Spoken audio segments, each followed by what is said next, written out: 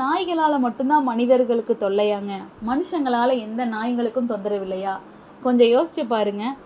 ஆறறிவு இருக்க மனுஷனே, எல்லாம் உணர்ந்த மனிதர்களே நம்ம சக மனிதர்களை பழி வாங்கணும்னு நினைக்கிறோம்.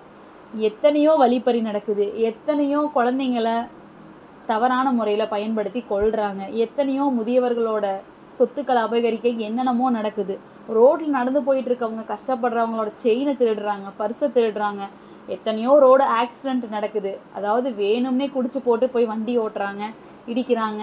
அதில் அப்பாவித்தனமாக அந்த பக்கம் ஆப்போசிட்டில் வரவங்க எத்தனையோ பேர் இறந்து போயிருக்காங்க. இந்த மாதிரி மனிதர்களுக்கு மனிதர்களே செய்கிற அநீதிகள் இருக்கும்போது இந்த மாதிரி வாயிலா ஜீவன்களுக்கு நடக்காதுன்னு நீங்கள் நினைக்கிறீங்களா? ஒரு நாளைக்கு 10,000 அனிமல் அப்யூசஸ் கேஸ் மட்டும் பதிவாகுதுங்க.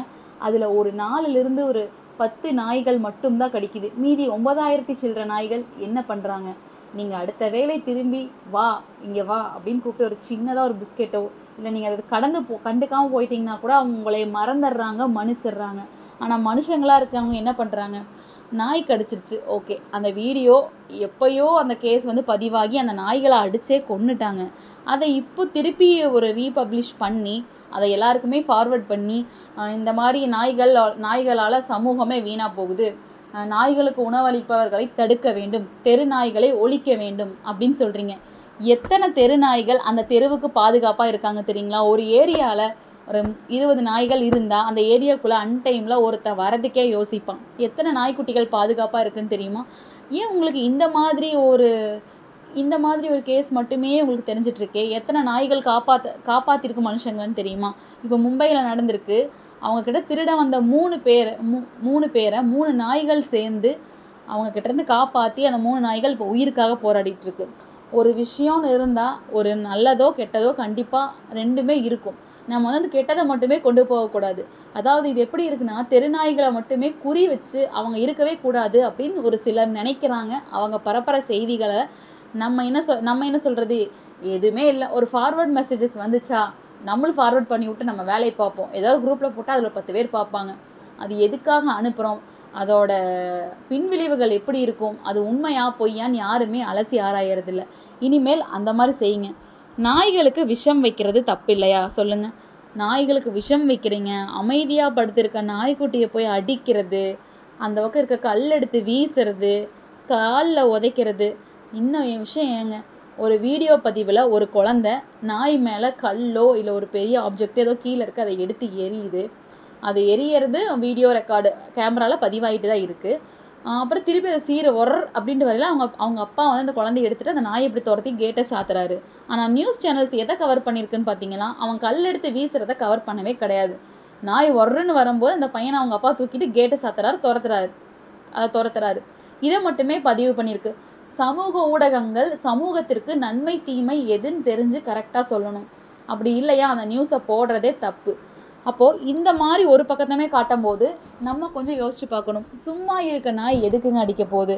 நமக்கே பசி கோபம் வந்தால் நம்ம வெளிக்காட்டுறோம். நமக்கு தெரிஞ்சும் இது ஒருத்தரை பாதிக்கும், இதனால் நம்மளோட உடம்பும் பாதிக்கும், மற்றவங்களையும் நம்ம பேசுறது பாதிக்கும் தெரிஞ்சே நம்ம நிறைய விஷயத்த பண்ணுறோம். அந்த வாயிலா ஜீவன்கள் என்ன பண்ணுங்க? இதெல்லாம் விட்டுட்டு வேணும்னே நாய்களை வண்டி ஏற்றி கொள்கிறாங்க. எங்கள் ஏரியாவில் நிறைய நாய் இருக்குது அப்படின்னு சொல்லிட்டு சொல்கிறவங்க பார்த்திங்கன்னா காரோ பைக்கோ இருக்கிறத ஏற்றி கொள்கிறாங்க. அப்போது இதெல்லாம் தவறா இல்லையா? இதை விட இன்னொரு ஆள் நைட்டில் எல்லாருமே தூங்கினதுக்கப்புறம் அந்த ஏரியாவில் இருக்க ஒரு பெண் நாய்க்கிட்ட அதோட ப்ரைவேட் பார்ட்டை தொட்டு அது தவறாக நடந்துக்க ட்ரை பண்ணியிருக்காங்க. இது இந்த வீடியோ பதிவும் எல்லா நியூஸ் சேனலுக்கும் கண்டிப்பாக போயிருக்கும். ஏன் இந்த மாதிரி நியூஸஸ் வெளியே வர்றதில்லை? வண்டி ஏற்றி கொள்கிறாங்க, அப்புறம் குட்டி போட்டு 2 நாள் 1 நாள் ஆனால் அந்த தாய்கிட்ட பிரித்து கொண்டு விடுறாங்க. கொண்டு விடுறது நல்ல இடத்துலையா விடுறாங்க? மூட்டையிலையும் சாக்குலையும் வாயும் கட்டி, அந்த குட்டி நாய்களுக்கு வாயை கட்டலைனா கூட அதுவே செத்து போயிருங்க. அதை வாயை கட்டி மூச்சை அடக்கி இவ்வளோ கொடூரமாக கொண்டு ஒரு நாய்க்குட்டிங்களை கொண்டு விடுறாங்க. இதெல்லாமே தவறா இல்லையா? இந்த மாதிரி விஷயங்கள் பண்ணுறது தொந்தரவா இல்லையா? அது கடிச்சிருச்சு, ஒரு நாய் கடிச்சிருச்சுங்கிறதுக்காக எல்லா நாயும் அகற்றணும் அப்படின்னு சொல்கிறது சரியாங்க? 4 ஆண்கள் சேர்ந்து ஒரு குழந்தைய கற்பழிக்கிறாங்க, ரொம்ப கொடூரமாக கற்பழிக்கிறாங்க. சொல்லவே முடியாத அளவுக்கு காயங்களோட அந்த குழந்தை இறந்து போகுது. இப்போது இந்த ஃபார்வர்ட் மெசேஜுக்கு மட்டுமே நீங்கள் ஃபார்வர்ட் பண்ணுறீங்களே, சமூகத்தில் அக்கறை இருக்க ஒரு மனுஷனாக இருந்தால் இதையும் நீங்கள் என்னன்னு கேட்கணும் இல்லையா? அப்போ ஒரு ஆண் பண்ணுற தவறுக்காக எல்லா ஆண்களையும் நம்ம குறை சொல்ல முடியுமாங்க? நல்லவங்களும் இருக்காங்க, கெட்டவங்களும் இருக்காங்க. அதை தான் நாங்கள் சொல்கிறோம்.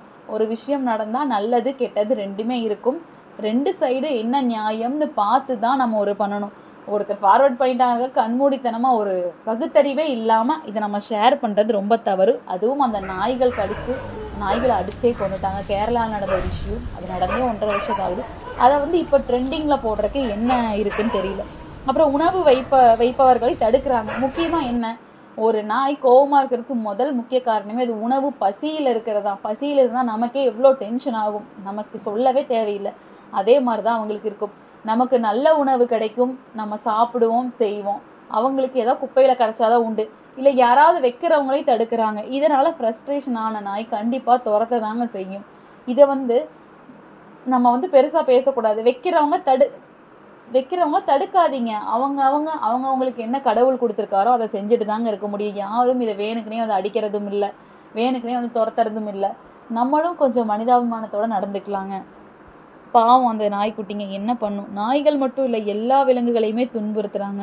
சுடு தண்ணி ஊற்றுறாங்க, அப்புறம் விஷம் வைக்கிறது ரொம்பவுமே கொடூரமாக இருக்குங்க. பாருங்கள், ஒருத்தர் சும்மா படுத்துட்ருக்க நாய் அவங்க வாசலில் தூங்குது அப்படிங்கிற ஒரே ஒரு காரணத்துக்காக மட்டுமே ஒரு பெரிய குச்சி எடுத்து அந்த நாயை அப்படியே முதுகுலே போட்டிருக்காங்க. அந்த நாய்க்கு உள்ள இன்டர்னல் ப்ளீடிங், அதாவது உள்ளுறுப்புலேருந்து ரத்தம் வடியுது. அதை எப்படிங்க காப்பாற்ற முடியும்?